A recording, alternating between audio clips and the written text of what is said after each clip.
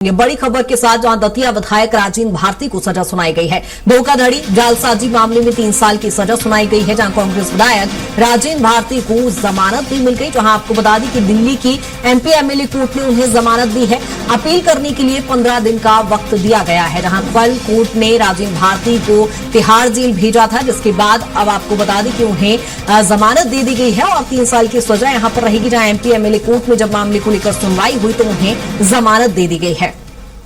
जहां इस मामले को लेकर कल सुनवाई हुई थी और दिल्ली के एमपी एमएलए कोर्ट ने अब उन्हें जमानत दे दी है। अपील करने के लिए 15 दिन का वक्त दिया है। आपको बता दें कि 25 साल पुराना ये मामला है, जिसको लेकर मामले में जब सुनवाई की गई तो दतिया विधायक को एक बड़ी राहत यहां पर दी गई है, जहां धोखाधड़ी जालसाजी मामले में 3 साल की सजा उन्हें सुनाई गई है, लेकिन एमपी एमएलए कोर्ट से उन्हें जमानत मिल गई। और इसी पर ज्यादा चर्चा के लिए हमारे साथ खास मेहमान जुड़ रहे हैं। पंकज चतुर्वेदी बीजेपी प्रवक्ता हमारे साथ जुड़ गए हैं। सर, स्वागत है आपका। और फिरोज सिद्दीकी कांग्रेस प्रवक्ता हमारे साथ जुड़ गए हैं। पंकज जी, सवाल आप ही से, जिस तरह से देख रहे हैं राजेंद्र भारती को जमानत मिल गई है, सर क्या कहेंगे? देखिए कृतिका जी, पूरा मामला न्यायिक प्रक्रिया का मामला है, लेकिन एक बात सच है कि कांग्रेस पार्टी के वर्तमान विधायक राजेंद्र भारती जी ने 27 साल पहले धोखाधड़ी गबन और 420 की थी। इसीलिए दिल्ली की कोर्ट ने, और वो खुद इस मामले को दिल्ली लेकर गए, क्योंकि उन्होंने कहा था कि उनको मध्य प्रदेश की न्याय व्यवस्था पर विश्वास नहीं है, इसलिए भी इस मामले को दिल्ली हाई कोर्ट लेकर जाना चाहते हैं। दिल्ली ट्रांसफर हो गया, दिल्ली से 3 साल की सजा है, तो ये स्थापित करता है कि प्रथम दृष्टया जो सक्षम न्यायालय था उसने राजेंद्र भारती जी को दोषी मानकर सजा सुनाई है, लेकिन न्यायिक प्रक्रिया में प्रावधान है तो उनको जमानत भी मिली है और 15 दिन का अपील का समय मिला है। जहाँ तक उनकी विधायकी का विषय है तो वो उसके खतरे के बादल तो हैं। ठीक है सर, लेकिन कोर्ट ने ये फैसला सुनाया तो क्या माना जाए कि आपके जो वकील हैं, जो कल्प्रिट्स के खिलाफ कुछ पुख्ता बातें नहीं रख पाएंगे सर, जिसके चलते उनको जमानत भी मिल गई बड़ी जल्दी?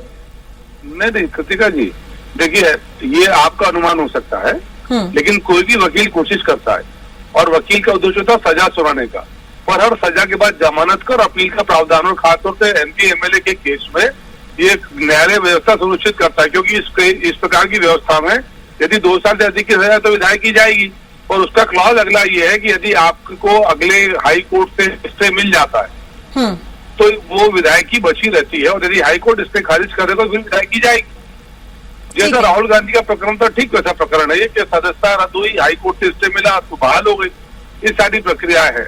तो मुझे लगता है कि हमको इस विषय को समझना पड़ेगा कि ये विषय न्यायिक विषय है। और एक बात तो सच है कृतिका जी कि राजेंद्र भारती कांग्रेस के विधायक 420 की धोखाधड़ी और गबन के दोषी थे, ये कोर्ट ने माना है। बिल्कुल, ये तो बात सही है।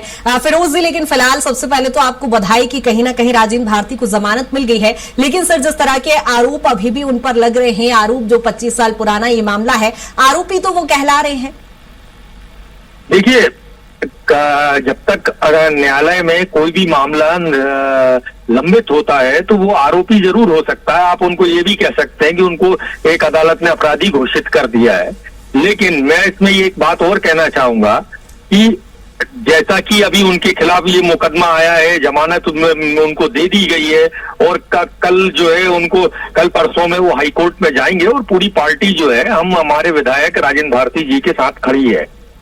अब अगर ये देखा जाए मामला, तो अब ये कांग्रेस के विधायकों के ही खिलाफ क्यों बार बार मामले आ रहे हैं, ये समझ में नहीं आता। वहीं एक दतिया के और विधायक हैं जो पूर्व गृह मंत्री नरोत्तम मिश्रा जी, वो भी फंसे हुए हैं प्रचार के मामले में, और उनकी भी विधायकी पे तलवार लटक रही थी, और अभी तक वो मामला चल ही रहा है। और ये पीछे से एक मामला आया और आके उनको, हमारे विधायक को सजा भी हो गई। तो हम लोग भी इस मामले का अनुसंधान कर रहे हैं कि कहाँ हम लोग न्यायिक प्रक्रिया में चूक कांग्रेस पार्टी से हो रही है, या क्या वजह है कि बीजेपी के जितने विधायक हैं उन सब के अभी तक कोई मामले, जितने भी मामले हैं वो लंबित पड़े हुए हैं, और कांग्रेस के विधायकों के मामले में फिर फैसले आ रहे हैं, और फैसले भी ऐसे आ रहे हैं कि वो दोषी करार दिए जा रहे हैं, और फिर ऊपर जाके हमको राहत मिल रही है। ठीक है पंकज जी, यहाँ तो पार्शियलिटी टाइप की बात कर रहे हैं। फिरोज जी कह रहे हैं नहीं, हम कार्रवाई नहीं हो पा रही है।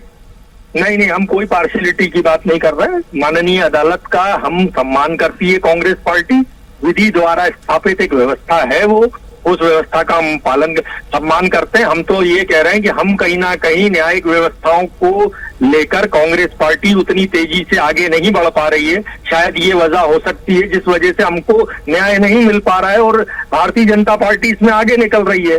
तो हम उस मामले को भी देखेंगे। नरोत्तम मिश्रा जी का मामला है ना सबके सामने, क्यों वो मंत्री भी रह लिए, हार भी गए और अभी तक उनका मामला टिका हुआ है। पन्ना के एमएलए का मामला टिका हुआ है। तो ऐसे बहुत सारे भारतीय जनता पार्टी के पंकज जी, मामले भाजपा के विधायकों को लेकर जो अभी तक मामले लंबित है, कहीं ना कहीं उसको लेकर ये सवाल है।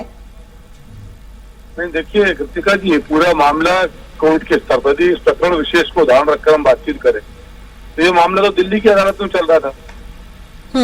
मध्य प्रदेश की सरकार मध्य प्रदेश के अधिकार क्षेत्र से बाहर था।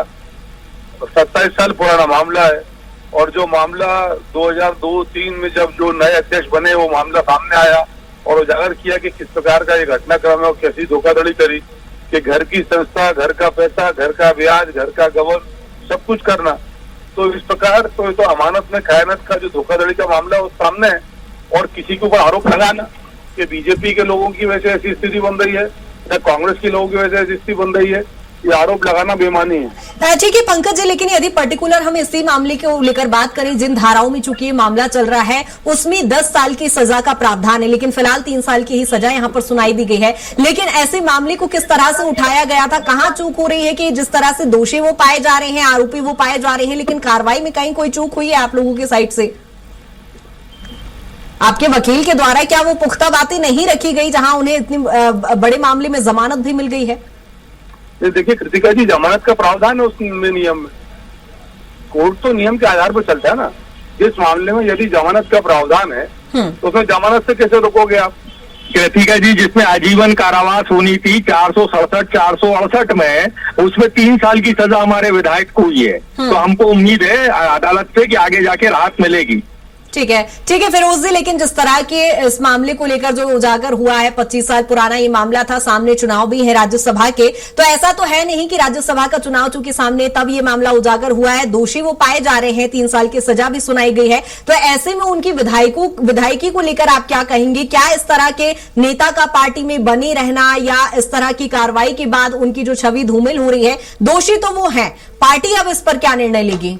देखिए, दोषी वो एक अदालत ने उनको दोषी बनाया है। अगर अब ऊपरी अदालत उनको राहत नहीं देगी तो उनके साथ भी वही होगा जो अन्य विधायकों के साथ होता है। लेकिन हमको उम्मीद है कि जिसमें आजीवन कारावास की सजा होनी चाहिए थी, उसमें हमारे विधायक को मात्र 3 वर्ष की सजा हुई है। इसका मतलब है कि जितने आरोप पुलिस लेके आई थी उन सबको अदालत ने नहीं माना।